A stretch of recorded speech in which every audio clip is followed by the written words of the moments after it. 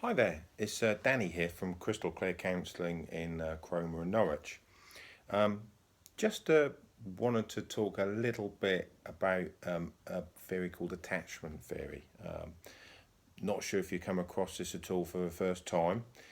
It was a theory which was put together by Bowlby, John Bowlby, and Ainsworth as well.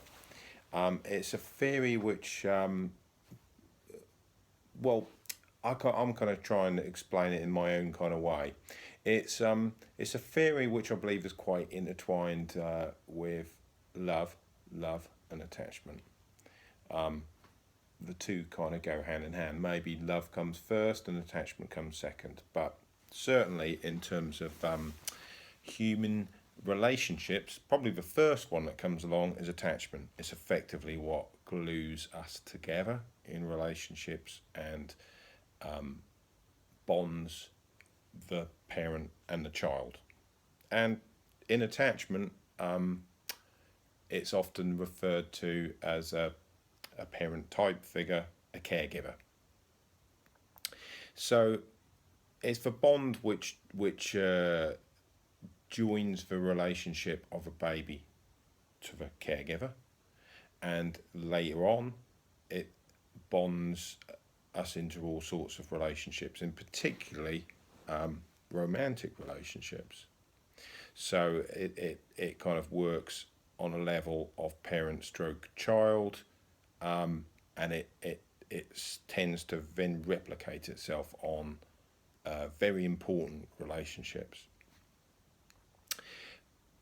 The kind of history goes back some way post-war, where Bowlby noticed what was happening with children which were taken away from their main caregiver.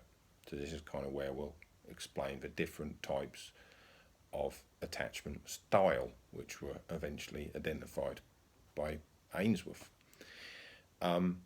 It was noted that when parents left their children, for instance, in the 1950s, 60s, it was commonplace for, especially the 50s, for children to be taken into institutions when they're unwell with polio, TB, etc., and spend long periods of time away from their parents.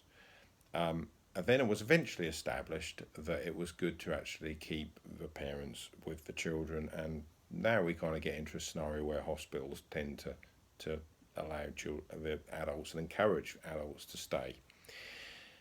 So that's the kind of side story. Was Bowlby was doing this original work. Eventually, he did some work with Ainsworth, which identified an experiment was done called this. I think it was called the strange situation. It was a situation which was set up where a parent left the room for a moment. They left their child, small child, toddler, with a strange person in the room. So suddenly things were rocked, and this kind of measured, if you like, attachment. This measured in a scientific experiment what happened when a child was put in a situation where they felt uneasy because suddenly their attachment figure, their primary caregiver, had left the room. Now, it was noted that they kind of acted in two different ways, then three different ways, and then another different attachment styles come along at a later date. The main kind of ways they acted were the main three different ways they acted were they would either get a little agitated that their caregiver had gone. Then the other important part of the test comes after being left for a minute or two. The caregiver comes back into the room, and this was where the kind of distinct methods of kind of behaviour were noted. The first type, after being left and got a little agitated, would then run to their caregiver. They might be a little upset. They could be quite upset, but they'd soon calm down. When their caregiver arrived, they would calm down. That was one. That's called the secure attachment. Then there were two other attachments styles which were kind of noted. One of those attachment styles would get very upset and they would go to their caregiver and they would continue to be upset for a long period of time. So that's another one of the set of three different styles. The first one is a secure attachment. The second two are insecure attachment styles. So they would still be particularly upset and particularly clingy for a long period of time after.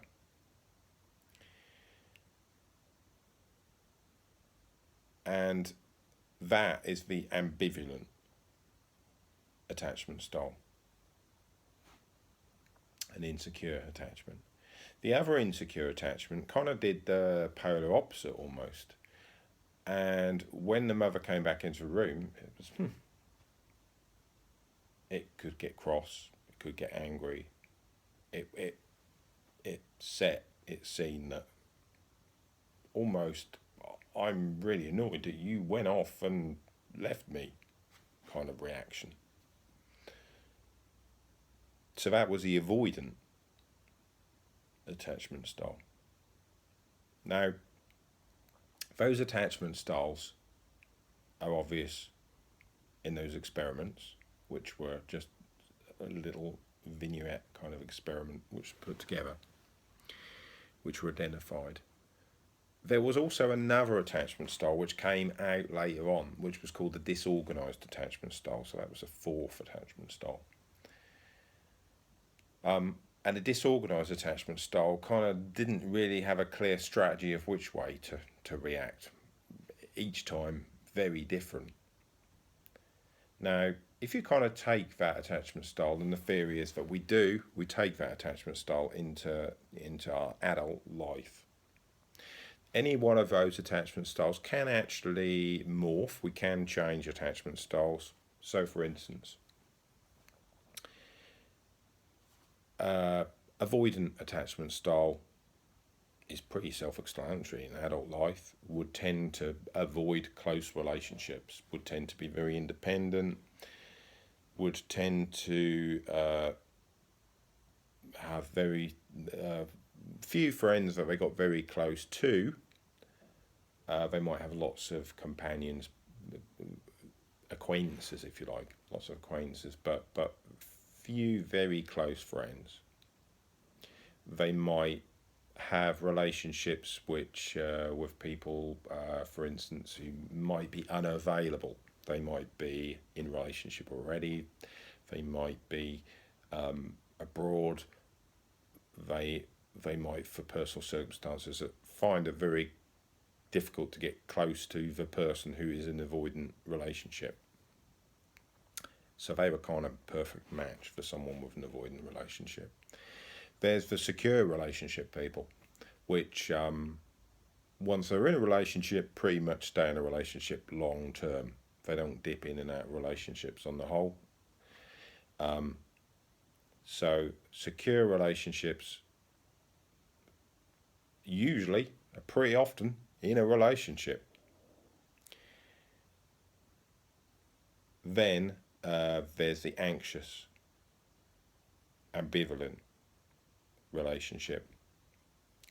That relationship, those people are anxious, worried the other partner is always going to leave, and insecure. Now, for instance, if one of those people with an insecure attachment gets with someone with a secure attachment, eventually they might actually be persuaded that the person with a secure attachment isn't going to leave them. They might actually, self-esteem might improve. They might actually become a secure attachment eventually.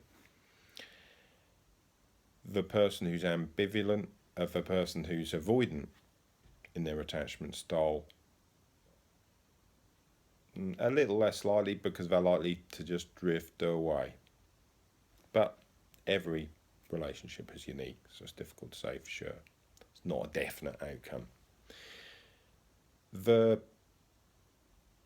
That covers the 3 main relationships. The other one, the disorganized attachment, is obviously what that relationship tends to come quite often from quite traumatic upbringing sometimes. But the traumatic upbringing could have been that a parent could have been depressed, hospitalised,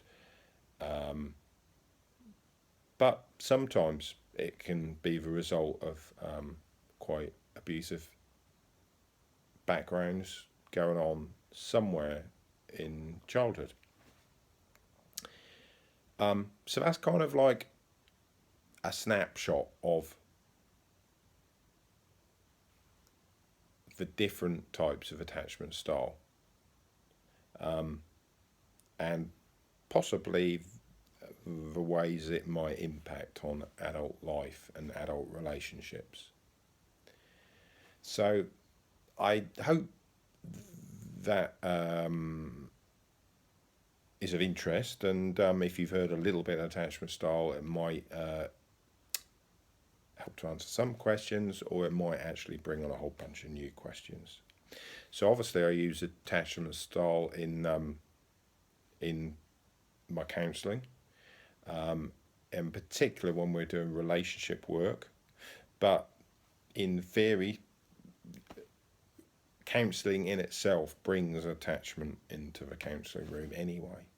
So as I said, I counsel from Norwich and Cromer, as well as North Walsham, all in Norfolk, and also on Skype around the world.